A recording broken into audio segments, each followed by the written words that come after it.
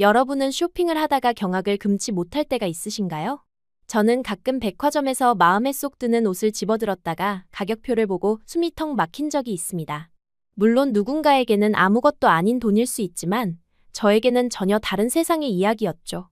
오늘 사연의 주인공도 그랬습니다. 쿠바의 작은 해안 마을에서 태어나 매일이 위태로운 삶이었지만 끝까지 희망을 놓지 않고 살아온 한 여성. 우연히 만난 한국 남자의 초대로 한국에 와서는 용돈을 받고 손을 벌벌 떨기도 했다는데요. 그리고 한국 남자의 권유로 옷을 갈아입다가 놀란 나머지 옷을 벗은 채 그 자리에서 굳었다고 하는데요. 대체 이게 무슨 상황일까요? 직접 들어보시죠. 안녕하세요. 저는 마리아입니다. 쿠바의 작은 해안 마을 산타마리아 델 마르에서 태어났습니다. 푸른 바다가 보이는 언덕 위에 오래된 집, 그곳이 제 유년 시절의 전부였어요. 우리 집은 벽이 벗겨지고 지붕이 군데군데 새는 곳이었지만 저에겐 세상에서 가장 따뜻한 장소였습니다. 아버지는 어부셨고 어머니는 마을 시장에서 작은 과일 가게를 운영하셨어요. 제 동생 둘과 함께 자란 저는 늘 책임감이 강한 큰딸이었습니다. 마을의 모든 아이들이 그랬듯 저도 바닷가에서 뛰어놀며 자랐어요. 학교 갔다 오면 항상 바다로 달려가 친구들과 모래성을 쌓거나 조개를 줍곤 했습니다. 하지만 우리 집 형편은 점점 어려워졌어요. 아버지의 어업은 날이 갈수록 불안정해졌고 어머니의 가게도 잘 되지 않았습니다. 밤마다 부모님의 작은 다툼 소리가 들렸지만 저는 항상 내일은 더 나아질 거야 라고 동생들을 안심시켰어요. 16살이 되던 해 저는 학교를 그만두고 마을의 작은 호텔에서 일하기 시작했습니다. 외국인 관광객들을 상대하며 영어를 독학했어요. 어떤 날은 너무 지쳐 침대에 쓰러지듯 누웠지만 가족을 위해 버텨야 했습니다. 그렇게 3년이 흘렀고 저는 20이 되어 더 큰 꿈을 꾸기 시작했어요. 마리아, 넌 여기서 너무 아까운 아이야. 내 재능을 더 넓은 세상에서 펼쳐야 해. 호텔 지배인이셨던 로사 아주머니의 말씀이 제 인생을 바꿨습니다. 그분의 소개로 저는 스페인 바르셀로나의 관광회사와 연락이 닿았고 면접을 통해 합격했어요. 부모님께 떠난다고 말씀드렸을 때 어머니는 눈물을 흘리셨지만 제 손을 꼭 잡아주셨습니다. 넌 항상 꿈꿔왔잖니. 가서 내 꿈을 이루렴. 스페인에 도착한 첫날, 저는 숨이 멎는 것 같았어요. 바르셀로나의 화려한 건물들과 번화한 거리는 제가 상상했던 것보다 훨씬 더 압도적이었습니다. 작은 원룸을 구해 정착한 후 저는 가이드 일을 시작했어요. 처음엔 낯선 관광객들에게 치여 어려움을 겪었지만 금세 적응했습니다. 매일 아침 일찍 일어나 관광객들을 맞이하고 그들에게 도시의 역사와 문화를 설명하는 일이 제 일상이 되었어요. 월급날이면 항상 가장 먼저 쿠바의 가족들에게 돈을 보냈습니다. 동생들의 학비와 부모님의 생활비를 보내고 남는 건 얼마 없었지만 그래도 뿌듯했어요. 가끔은 혼자 침대에 누워 쿠바의 별빛 가득한 밤하늘이 그리울 때도 있었습니다. 하지만 이내 다시 현실로 돌아와 내일의 가이드 코스를 준비했어요. 그렇게 2년이 흘렀고 저는 바르셀로나의 골목 구석구석을 꿰고 있는 베테랑 가이드가 되었습니다. 그날도 평소와 같이 작은 관광객 그룹을 이끌고 고딕지구를 안내하고 있었어요. 화창한 봄날, 해변 쪽으로 향하던 중이었습니다. 여러분, 이 길을 따라가면 바르셀로네타 해변이 나옵니다. 19세기의 어부들의 마을로 시작된 이곳은 지금 설명을 이어가던 중 문득 한 남자가 눈에 들어왔어요. 다른 관광객들과 달리 혼자였고 카메라에 열중한 채 주변을 살피지 않고 있었습니다. 검은 머리에 또렷한 눈매, 그리고 한국인 특유의 분위기가 느껴졌어요. 그런데 그때 좁은 골목에서 잘 알고 있는 소매치기 아이들이 그를 노리고 다가오는 것이 보였습니다. 순간적으로 그룹을 잠시 기다리게 한 후 저는 그 남자에게 달려갔어요. 다행히 소매치기들이 행동하기 전에 그의 팔을 잡고 안전한 곳으로 데려올 수 있었습니다. 괜찮으세요? 저쪽 아이들이 당신을 노리고 있었어요. 놀란 눈으로 저를 바라보던 그는 잠시 후 안도의 한숨을 내쉬었습니다. 감사합니다. 전혀 몰랐네요. 그의 스페인어는 서툴렀지만 영어는 유창했어요. 자신을 준호라고 소개한 그는 한국에서 왔다고 했습니다. 여행 사진작가로 일하고 있으며 바르셀로나의 숨은 명소들을 찾아다니는 중이라고 했어요. 그룹에게 돌아가야 했던 저는 명함을 건네며 인사를 마쳤습니다. 그날 저녁 호텔로부터 전화가 왔어요. 준호가 저를 찾았다는 내용이었습니다. 다음 날 아침 약속 장소에서 그를 만났을 때 그는 어제보다 더 환한 미소를 지니고 있었어요. 제가 바르셀로나에 꽤 머물 예정인데 혹시 개인 가이드를 해주실 수 있을까요? 정식 요금의 2배를 드리겠습니다. 정직하게 말하자면 처음에는 순전히 돈 때문에 수락했어요. 제 월급의 2배라니 거절할 이유가 없었습니다. 회사에 휴가를 내고 그와의 이주일이 시작되었어요. 준호는 특별했습니다. 다른 관광객들과 달리 그는 진심으로 도시와 문화에 관심이 있었어요. 제가 설명하는 내용을 진지하게 경청했고 항상 깊이 있는 질문을 했습니다. 우리는 관광객들이 잘 가지 않는 골목길이나 현지인들만 아는 작은 레스토랑도 함께 다녔어요. 점점 우리의 대화는 도시 설명을 넘어 서로의 삶과 꿈에 관한 이야기로 깊어졌습니다. 저는 쿠바에서의 어린 시절 가족을 위해 스페인에 온 이유, 그리고 언젠가는 더 나은 삶을 살고 싶다는 꿈을 이야기했어요. 준호는 한국에서의 삶, 사진에 대한 열정, 그리고 세계를 여행하며 다양한 문화를 기록하고 싶다는 꿈을 나누었습니다. 일주일쯤 지났을 때 저희는 묘한 사이가 되었습니다. 젊은 남녀가 더운 나라에 피부가 닿으며 붙어있으니 불이 붙어버렸죠. 이미 친구 이상이 되었어요. 함께 웃고 함께 음식을 나누고 때로는 서로의 고민을 들어주는 사이가 되었습니다. 준호의 따뜻한 미소와 세심한 배려는 제 마음을 조금씩 녹였어요. 어느 날 저녁, 작은 해변 카페에서 석양을 바라보며 와인을 마시던 중 그의 손이 제 손 위에 살며시 놓였습니다. 마리아, 당신과 함께하는 시간이 정말 행복해요. 그 순간 제 심장은 빠르게 뛰기 시작했어요. 처음으로 우리의 관계가 단순한 가이드와 관광객을 넘어선다는 것을 인정했습니다. 그날 밤 우리는 첫 키스를 나누었어요. 바르셀로나의 달빛 아래 두 다른 세계에서 온 사람들이 서로에게 빠져들고 있었습니다. 남은 일주일 동안 우리는 낮에는 도시를 탐험하고 밤에는 서로의 품에서 위로를 찾았어요. 스페인의 정열적인 분위기 속에서 저희의 열정 가득한 사랑도 빠르게 깊어졌습니다. 준호가 떠나야 할 날이 다가올수록 제 마음은 무거워졌어요. 마지막 날 공항에서 그는 제 손을 꼭 잡았습니다. 우리의 만남이 여기서 끝나지 않았으면 좋겠어요. 계속 연락하고 싶어요. 그렇게 우리는 장거리 연애를 시작했습니다. 매일 밤 영상통화로 서로의 일상을 나누었고 주말에는 몇 시간씩 이야기를 나눴어요. 처음에는 시간대 차이와 언어 장벽이 있었지만 사랑은 그 모든 것을 극복하게 했습니다. 장거리 연애 중에 저는 준호에게 매일의 일상을 있는 그대로 들려주었습니다. 하지만 가끔은 말하기 어려운 순간들도 있었어요. 한 번은 부유한 노인 관광객이 제게 불필요하게 가까이 다가와 허리에 손을 얹으며 개인적인 만남을 제안했습니다. 단호히 거절했지만 그날 밤 준호와의 통화에서 이 이야기를 하자 그의 목소리가 달라졌어요. 마리아, 괜찮아? 그런 상황에서 혼자 있는 내가 너무 걱정돼. 내가 옆에 있어 줄 수 없어서 미안해. 그의 목소리에 담긴 무력감이 느껴졌습니다. 수천 킬로미터 떨어진 곳에서 그는 아무것도 할 수 없었어요. 또 다른 날에는 제가 며칠 동안 제대로 식사를 못했다는 이야기를 했습니다. 가족들에게 돈을 보내고 나면 월말에는 항상 빠듯했거든요. 그날 이후 준호는 한 번씩 제 얼굴을 보고 살이 빠진 것 같으면 작은 금액을 보내기 시작했습니다. 이건 선물이 아니야. 우리가 함께 식사하는 거라고 생각해줘. 거절하려 했지만 그의 진심 어린 걱정을 느낄 수 있었어요. 시간이 지날수록 준호는 제 상황에 대해 더 많이 걱정했습니다. 제가 늦게까지 일한다는 것, 때로는 안전하지 않은 시간에 집에 돌아온다는 것, 아플 때 혼자라는 것. 영상통화에서 그의 눈빛은 점점 더 간절해졌어요.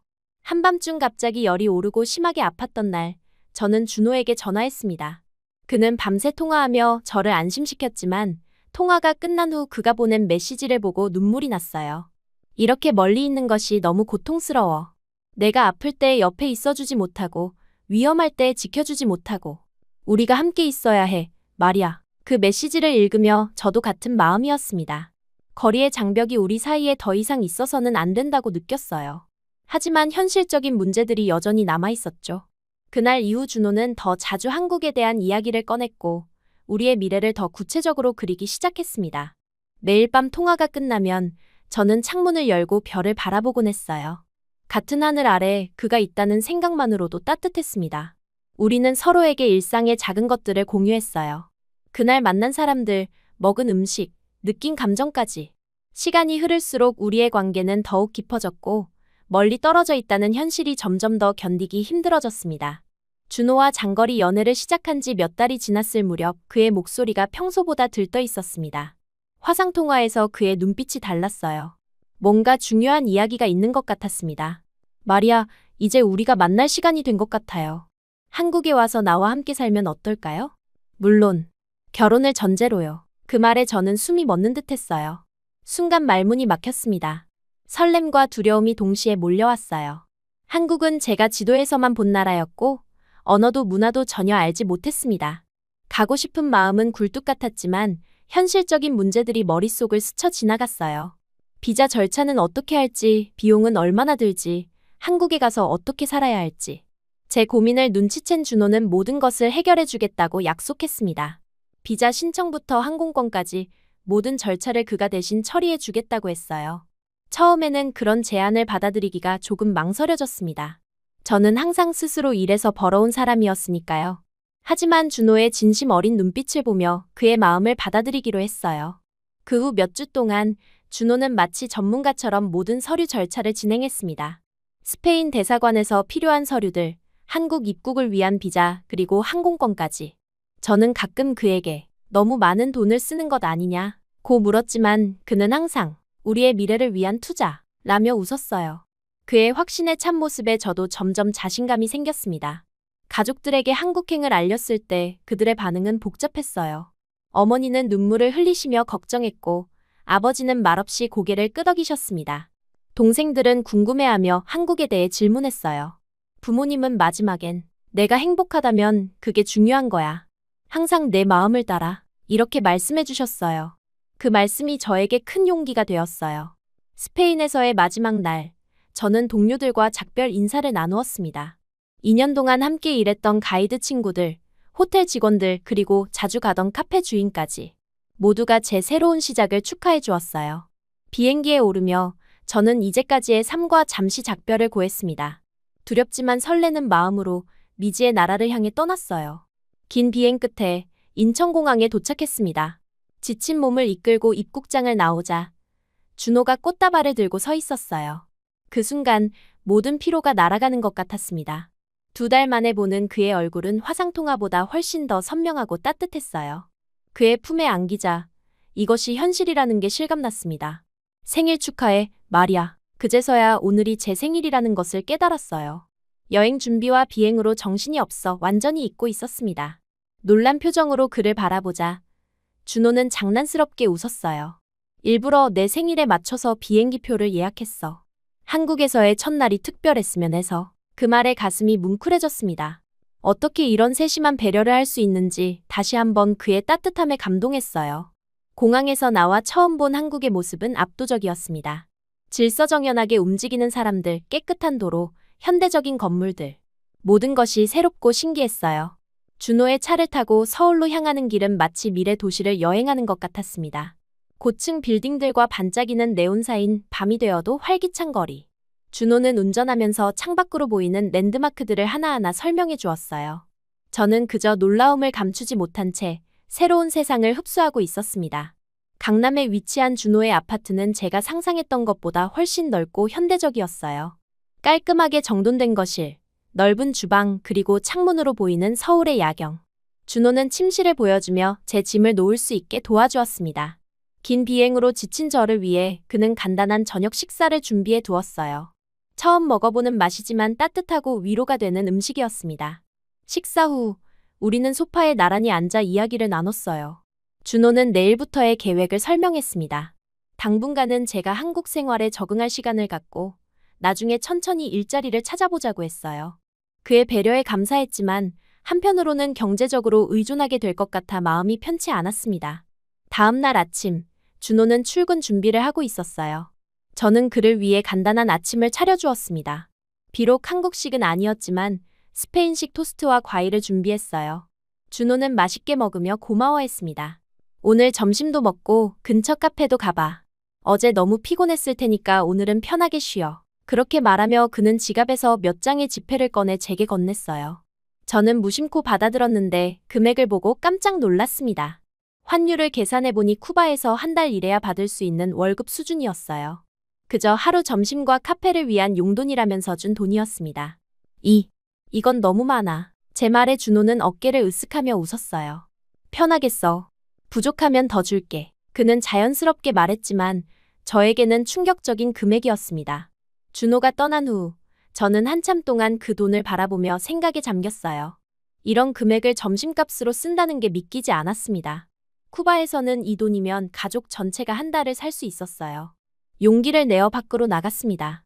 아파트 단지를 둘러보니 모든 것이 깨끗하고 정돈되어 있었어요. 주변 상가를 구경하며 편의점에 들어갔는데 가격표를 보고 또 한 번 놀랐습니다. 생수 한 병 가격이 쿠바에서 하루 식사비와 맞먹었어요. 그래도 호기심에 이것저것 구경하며 걸었습니다. 점심시간이 되어 근처 식당에 들어갔어요. 메뉴판을 보며 한참을 고민했습니다. 모든 글자가 낯설었고 가격도 높게 느껴졌어요. 결국 다른 손님들이 많이 시키는 것과 같은 음식을 가리키며 주문했습니다. 김밥이라는 음식이었는데 처음 먹어보는 맛이지만 신기하고 맛있었어요. 식사 후 근처 카페에 들어가 아메리카노를 주문했습니다. 창가에 앉아 거리를 바라보며 생각에 잠겼어요. 이곳의 모든 것이 제가 알던 세계와 달랐습니다. 사람들의 옷차림, 건물의 모양, 거리의 깨끗함, 그리고 무엇보다 물가의 차이. 제가 과연 이곳에 적응할 수 있을지 걱정이 되었어요. 오후가 되어 준호에게서 메시지가 왔습니다. 퇴근 후 만나서 생일 선물을 사주겠다고 했어요. 저는 괜찮다고 했지만 그는 고집을 부렸습니다. 약속 장소에서 만난 준호는 피곤해 보였지만 저를 보자 환하게 웃었어요. 어떤 옷이 필요해? 이제 한국에 살 거니까 새 옷도 필요할 것 같아. 그렇게 말하며 그는 저를 백화점으로 데려갔습니다. 화려한 조명, 고급스러운 분위기, 다양한 브랜드 매장들. 저는 압도되어 말문이 막혔어요. 준호는 여러 매장을 둘러보다가 한 브랜드 매장에서 멈췄습니다. 여기 옷들이 예쁘네. 한번 골라봐. 저는 조심스럽게 옷들을 구경했어요. 모든 것이 너무 고급스럽고 아름다웠습니다. 준호가 몇 벌의 옷을 골라 제게 건넸어요.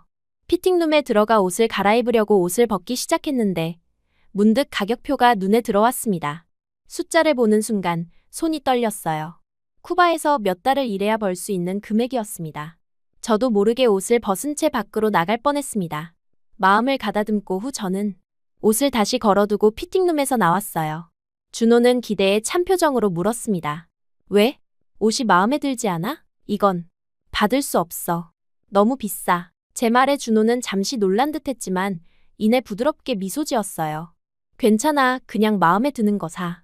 한국까지 나 하나만 보고 와준 마리아에게 내가 주는 생일 선물이야. 그 한마디에 눈물이 핑 돌았습니다. 그것은 단순한 옷값이 아니었어요. 제가 살아온 세계와 지금 이곳의 거리가 얼마나 먼지를 깨닫게 해주는 순간이었습니다. 준호는 제 눈에 고인 눈물을 알아차리고 조용히 제 손을 잡아주었어요. 힘들지? 모든 게 낯설고 그의 이해심 어린 말에 더 이상 참을 수 없었습니다. 눈물이 뺨을 타고 흘러내렸어요. 준호는 아무 말 없이 저를 안아주었고 그 품 안에서 저는 모든 혼란스러움과 두려움을 잠시 내려놓을 수 있었습니다. 백화점을 나와 조용한 카페로 자리를 옮겼어요. 따뜻한 차를 마시며 저는 조금씩 마음을 추스르기 시작했습니다. 이제 막 시작된 한국에서의 삶.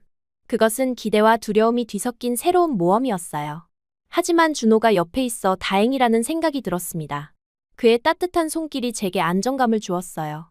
카페의 창가 자리에 마주 앉아 따뜻한 라떼를 손으로 감싸주며 저는 마음 깊은 이야기를 준호에게 털어놓았습니다. 쿠바에서의 어린 시절, 매일 끼니를 걱정하던 가족들 그리고 스페인으로 건너가 가이드 일을 시작하게 된 계기까지. 제 인생에서 버티는 것만이 전부였던 시간들을 이야기했어요. 그리고 지금 이 순간, 한국이라는 낯선 땅에서 느끼는 두려움과 혼란스러움까지 모두 솔직하게 말했습니다. 이곳은 너무 달라요. 모든 게 빠르고 깨끗하고 비싸고 때로는 숨이 막힐 것 같아요. 내가 여기에 어울릴 수 있을지 모르겠어. 준호는 제 이야기를 끝까지 조용히 들어주었습니다. 그의 눈빛에는 판단이 아닌 이해와 따뜻함이 담겨 있었어요. 제 말이 끝나자 그는 잠시 생각에 잠기더니 결심한 듯 입을 열었습니다. 마리아, 내가 지금 어학연수 비자로 왔으니까 처음에는 한국어를 배워야 해. 어학당에 등록해서 6개월 동안 한국어를 배우고 자격증만 따면 그때부터 아르바이트를 할 수 있어. 내가 다 도와줄게. 그의 말에 희망이 보였지만 한편으로는 불안했어요. 6개월이나 기다려야 한다니 그동안 경제적으로 완전히 의존해야 한다는 생각이 불편했습니다. 하지만 준호는 제 마음을 읽은 듯 손을 꼭 잡아주었어요. 이건 규정이야. 불법으로 일하다가 적발되면 강제 출국될 수도 있어. 지금은 한국어에 집중하고 그동안 나랑 같이 살면서 필요한 건 내가 다 챙겨줄게. 그렇게 저는 서울 강남의 유명 어학당에 등록했습니다. 첫날 교실에 들어서자 다양한 국적의 학생들이 모여 있었어요. 안녕하세요라는 인사말조차 어색했습니다. 한글 자음과 모음부터 시작한 수업은 생각보다 훨씬 어려웠어요. 발음은 특히 더 그랬습니다. 라와 나의 차이, 으와 이의 미묘한 발음 차이를 익히느라 혀가 꼬였어요. 매일 저녁, 준호는 제 한국어 공부를 도와주었습니다. 함께 단어카드를 만들고 간단한 대화를 연습했어요. 어느 날은 제가 배운 한국어로 처음 음식을 주문해봤습니다. 비빔밥 하나 주세요. 떨리는 목소리로 말했는데 직원이 이해하고 미소 지을 때의 성취감은 말로 표현할 수 없었어요. 준호는 그런 제 모습을 보며 어린아이처럼 기뻐했습니다. 3개월이 지나자 기초 생활 한국어는 어느 정도 가능해졌지만 자격증 시험은 여전히 큰 산이었어요. 밤늦게까지 공부하는 날이 많아졌습니다. 때로는 좌절감에 눈물을 쏟기도 했어요. 하지만 준호의 끊임없는 응원과 제 의지로 마침내 합격했습니다.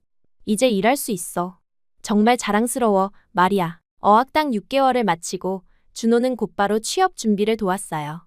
그는 서류 준비부터 출입국 사무소 방문까지 모든 과정을 함께 했습니다. 마침내 시간제 취업 허가를 받았을 때의 기쁨은 이루 말할 수 없었어요. 그러던 중 준호의 대학 친구가 운영하는 스페인 레스토랑에서 서빙 스태프를 구한다는 소식을 들었습니다. 강남의 번화가에 위치한 고급 스페인 음식점이었어요. 합법적으로 일할 수 있다는 자신감으로 면접에 임했습니다. 면접 당일, 저는 준호가 선물해준 새 옷을 입고 긴장된 마음으로 레스토랑을 찾았습니다. 레스토랑 내부는 스페인의 분위기를 잘 살린 인테리어로 꾸며져 있었어요. 어딘지 모르게 친숙함을 느꼈습니다. 김민우 사장님은 준호의 소개로 저를 반갑게 맞아주었어요. 면접은 생각보다 편안한 분위기에서 진행되었습니다. 스페인에서 가이드로 일했다고 들었어요. 우리 레스토랑은 진짜 스페인 음식을 제공하려고 노력하고 있거든요. 손님들에게 음식에 대한 이야기도 들려주면 좋을 것 같네요. 사장님의 말에 저는 안도했어요. 제가 잘 알고 있는 분야였으니까요. 면접에서 저는 스페인 각 지역의 음식 문화와 제가 경험한 현지 맛집들에 대해 열정적으로 이야기했습니다. 또한 쿠바 음식과의 차이점도 설명했어요. 사장님은 제 이야기에 큰 관심을 보였고 그 자리에서 채용을 결정했습니다. 내일부터 와서 일할 수 있어요? 처음에는 간단한 서빙부터 시작하고 점차 음식 설명도 담당해주면 좋겠네요. 첫 출근 날, 저는 설렘과 긴장으로 가득했어요. 다른 직원들은 대부분 한국인이었지만 주방에는 스페인 출신 셰프도 있었습니다. 그들은 모두 저를 친절하게 맞아주었어요. 비록 언어 장벽이 있었지만 음식이라는 공통 주제로 소통할 수 있었습니다. 처음 며칠은 정말 힘들었어요. 한국식 서비스 방식, 손님들의 요구사항, 메뉴 설명하기 등 모든 것이 새로웠습니다. 실수도 많이 했어요. 주문을 잘못 받거나 음료를 엎지르거나 한국어로 된 질문을 이해하지 못하는 경우도 있었습니다. 그럴 때마다 다른 직원들이 도와주었고 사장님도 인내심을 갖고 지켜봐 주었어요. 퇴근 후 집에 돌아오면 준호에게 그날 있었던 일을 모두 이야기했습니다. 좌절감에 눈물을 흘릴 때도 있었어요. 하지만 준호는 항상 제 편이었습니다. 그는 간단한 한국어 표현들을 가르쳐 주었고 레스토랑에서 자주 사용하는 단어들을 함께 연습했어요. 천천히 해도 괜찮아. 이미 대단한 용기를 보여주고 있어. 준호의 응원에 힘을 얻어 저는 매일 조금씩 성장했습니다. 2주가 지나자 기본적인 서빙은 익숙해졌고 손님들과의 간단한 대화도 가능해졌어요. 사장님은 제가 스페인어로 메뉴를 설명하는 것을 좋아했습니다. 특히 스페인 음식에 관심 있는 손님들에게 현지 이야기를 들려줄 때 그들의 반응이 정말 좋았어요. 마리아 씨가 들려주는 이야기 덕분에 음식이 더 특별해지는 것 같아요. 그렇게 한 달이 지났고 첫 월급날이 왔습니다. 사장님이 봉투를 건네며 수고했다고 말씀해 주셨어요. 집으로 돌아오는 길, 저는 그 봉투를 꼭 쥐고 있었습니다. 제 노력으로 번 첫 한국 월급이었어요. 집에 도착해서 준호에게 자랑스럽게 보여주었습니다. 봉투를 열어 금액을 확인했을 때 제 눈을 의심했어요. 쿠바에서 반년을 일해야 벌 수 있는 금액이었습니다. 손끝이 떨렸어요. 준호는 제 표정을 보더니 미소 지었습니다. 축하해. 내가 열심히 일한 대가야. 그 순간 뭔가가 제 안에서 변하기 시작했어요. 나도 할 수 있구나라는 자신감이 피어올랐습니다. 이제껏 누군가의 도움을 받는 사람이었다면 이제는 스스로 설 수 있는 힘이 생긴 것 같았어요. 월급의 일부를 쿠바에 있는 가족들에게 보내기로 결정했습니다. 그들에게 한국에서의 삶과 일에 대해 자세히 편지를 썼어요. 레스토랑에서의 일은 점점 더 재미있어졌습니다. 제 역할도 확장되어 스페인 와인 추천과 타파스 메뉴 개발에도 참여하게 되었어요. 사장님은 제 아이디어를 존중해 주었고 이를 통해 제 자존감도 높아졌습니다. 또한 한국어 실력도 점점 늘어갔어요. 손님들과 대화할 때마다 새로운 표현을 배웠고, 퇴근 후에는 준호가 한국어 공부를 도와주었습니다. 직장 동료들과의 관계도 깊어졌어요.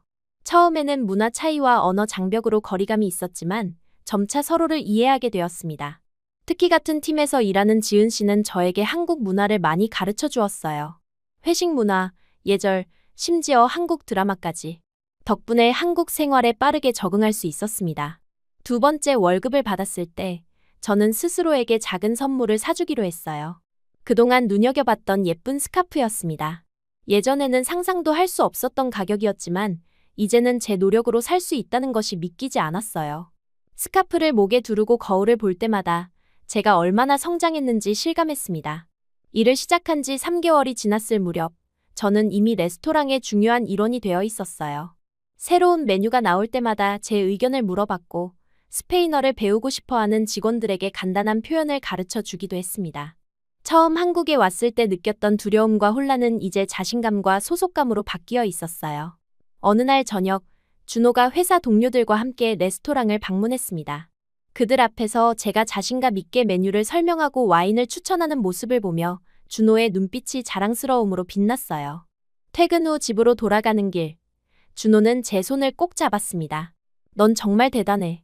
이렇게 빨리 적응하고 성장할 줄 몰랐어. 그의 말에 가슴이 따뜻해졌어요. 단지 돈을 버는 것 이상으로 저는 이제 자신의 가치를 인정받고 있다고 느꼈습니다.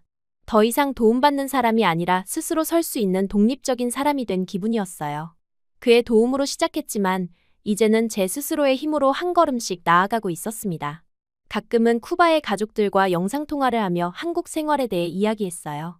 처음에는 걱정했던 어머니도 이제는 제 밝아진 얼굴을 보며 안심하셨습니다. 동생들은 한국 문화에 대해 호기심 가득한 질문을 던졌고 저는 자랑스럽게 답해 주었어요. 그들에게 보내는 돈도 조금씩 늘릴 수 있었습니다. 언니, 이제 진짜 한국 사람 같아. 동생의 농담에 저는 웃었지만 어딘가 맞는 말이기도 했어요. 이제 저는 두 문화 사이에서 균형을 찾아가고 있었습니다. 쿠바의 뿌리를 잊지 않으면서도 한국이라는 새로운 땅에서 꽃을 피우고 있었어요. 한국에서 일을 시작한 지 몇 달이 지난 어느 봄날, 준호는 저를 한강공원으로 데이트에 초대했습니다. 벚꽃이 흩날리는 강변을 따라 걸으며 그는 평소보다 조용했어요. 무언가 생각에 잠긴 듯했습니다. 우리는 한참을 말없이 걷다가 강물이 잘 보이는 벤치에 앉았어요. 준호는 주머니에서 작은 상자를 꺼냈습니다. 그 순간 제 심장은 빠르게 뛰기 시작했어요. 설마 하는 생각이 들었지만 확신할 수 없었습니다. 그가 상자를 열자 그 안에는 작지만 아름다운 다이아몬드 반지가 있었어요. 마리아, 나와 결혼해 줄래? 단순한 질문이었지만 그 안에 담긴 의미는 깊었습니다. 저는 그의 진지한 눈빛을 바라보며 지난 시간들이 주마등처럼 스쳐 지나가는 것을 느꼈어요. 스페인에서의 첫 만남, 장거리 연애의 그리움, 한국에서의 새로운 시작 그리고 이제는 평생의 약속. 저는 말없이 그의 손을 꼭 잡고 고개를 끄덕였습니다. 네, 결혼하고 싶어요. 제 대답에 준호의 얼굴에 환한 미소가 번졌어요. 그는 반지를 제 손가락에 끼워주었고 우리는 서로를 꼭 안았습니다. 벚꽃잎이 우리 주위로 흩날리는 그 순간 저는 이것이 꿈이 아니라 현실이라는 것을 실감했어요. 부모님과 동생들을 부양하느라 늘 죽지 않기 위해 버티기만 했던 제가 이제는 살아가는 기분을 알게 된 것 같았습니다. 집으로 돌아오는 길, 우리는 앞으로의 계획에 대해 이야기했어요. 결혼식은 간소하게 하지만 따뜻하게 치르기로 했습니다. 쿠바에 있는 제 가족들을 초대하는 것은 비용과 비자 문제로 쉽지 않았지만 화상으로라도 참여할 수 있게 준비하기로 했어요. 준호의 부모님께 정식으로 인사드리는 자리도 마련해야 했습니다. 다음 주말 우리는 준호의 부모님 댁을 방문했어요. 처음 뵙는 자리라 많이 긴장했지만 준호의 부모님은 생각보다 따뜻하게 저를 맞아주셨어요. 특히 어머님은 제 손을 꼭 잡으시며 반겨주셨습니다. 우리 아들이 너를 많이 사랑한다더구나. 앞으로 엄마 아빠다 생각하고 편하게 지내렴. 그 말씀에 저는 안도감과 함께 뭉클한 감정이 밀려왔어요. 타국에서 가족의 따뜻함을 느끼는 것은 특별한 경험이었습니다. 점심 식사 자리에서 결혼 소식을 전했을 때 준호의 부모님은 기뻐하시며 축하해 주셨어요. 아버님은 조용히 웃으시며 건배를 제안하셨고 어머님은 눈시울을 붉히셨습니다. 둘이 행복하게 잘 살아. 서로 의지하고 사랑하면서. 그날 저녁 준호의 어머님은 저를 부엌으로 불러 한국 음식 만드는 법을 가르쳐 주셨어요. 김치찌개 끓이는 법부터 시작해서 불고기 양념하는 방법까지. 비록 언어는 완벽하게 통하지 않았지만 요리를 통해 서로를 이해하는 시간이었습니다.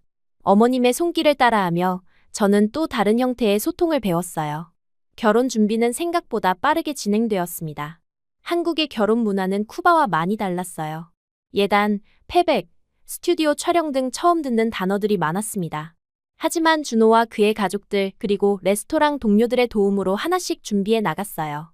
웨딩드레스를 입고 거울 앞에 섰을 때 제 눈에 눈물이 고였습니다. 쿠바의 작은 해안 마을에서 자란 소녀가 이제는 한국에서 신부가 되어 있었어요. 결혼식 전날 쿠바의 가족들과 화상통화를 했습니다. 어머니는 딸의 웨딩드레스 차림을 보시고 눈물을 펑펑 흘리셨어요. 아버지는 평소와 달리 감정을 드러내며 축하해 주셨고 동생들은 들떠서 여러 질문을 쏟아냈습니다. 그들에게 준호를 소개하고 내일 화상으로 결혼식에 참여할 수 있다고 안내해 드렸어요. 내 딸이 행복해 보여서 나도 행복하구나. 비록 곁에 있지 못해 아쉽지만 내가 좋은 사람을 만난 것 같아. 어머니의 말씀에 저도 눈물이 났습니다. 물리적으로는 멀리 떨어져 있지만 마음만큼은 가까웠어요. 통화를 마치고 준호에게 기대어 한참을 울었습니다. 그는 말없이 제 등을 토닥여 주었어요. 결혼식 당일 모든 것이 꿈처럼 흘러갔습니다. 작지만 아름다운 예식장에는 준호의 가족들과 친구들 그리고 제 직장 동료들이 모였어요. 또한 노트북으로 연결된 화면 속에는 쿠바의 가족들이 있었습니다. 서로 다른 세계가 하나로 연결되는 순간이었어요. 준호와 함께 예 라고 대답할 때 저는 이것이 제 인생의 새로운 장이 시작되는 순간임을 느꼈습니다. 신혼여행은 제주도로 결정했어요. 한국 내에서지만 아름다운 자연과 다른 분위기를 느낄 수 있는 곳이었습니다. 바다를 보니 쿠바의 해변이 생각났지만 이제는 그리움보다 감사함이 더 컸어요. 준호와 함께 걷는 오름 위에서 바라본 풍경은 제 인생의 새로운 지평을 보는 것 같았습니다. 결혼 후 우리는 강남의 아파트에서 계속 살기로 했어요. 저는 레스토랑 일을 계속했고 준호는 회사에서 승진을 앞두고 있었습니다. 새로운 일상이 자리 잡기 시작했어요. 아침에 함께 일어나 커피를 마시고 각자의 일터로 향하고 저녁에는 서로의 하루를 나누는 생활. 간단하지만 행복한 나날이었습니다. 주말마다 준호의 부모님이 찾아오셔서 저에게 한국 문화와 음식을 가르쳐 주셨어요. 특히 어머님은 제가 한국 음식 만드는 법을 배우는 것에 큰 관심을 가지셨습니다. 김치 담그는 법부터 떡국 끓이는 방법까지 하나하나 정성껏 알려주셨어요. 처음에는 서툴렀지만 점차 실력이 늘었고 준호가 제 요리를 맛있게 먹는 모습을 볼 때마다 뿌듯했습니다. 마리아가 만든 김치찌개가 우리 어머니 것보다 더 맛있어. 준호의 농담에 어머님은 웃으시며 제 어깨를 토닥여 주셨어요. 그 순간 저는 진정한 가족의 일원이 된 것 같은 따뜻함을 느꼈습니다. 타국에서 시작한 새로운 가족 관계였지만 그 속에서 저는 소속감과 안정을 찾았어요. 결혼 후 몇 개월이 지나자 준호는 제게 새로운 제안을 했습니다. 쿠바에 있는 제 가족들을 한국에 초대하자는 것이었어요. 비용과 비자 문제로 쉽지 않을 거라 생각했지만 준호는 이미 많은 정보를 수집해 두었더군요. 쿠바인의 한국 방문 비자 발급 절차, 필요한 서류 그리고 예상 비용까지. 그의 세심함에 다시 한번 감동했습니다. 내 가족들도 한국을 경험하면 좋을 것 같아. 그리고 나도 그들을 직접 만나고 싶어. 그의 제안에 저는 너무 기뻐 눈물이 났어요.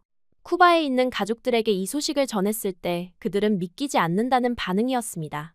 특히 동생들은 너무 들떠서 매일 한국에 대해 질문을 쏟아냈어요.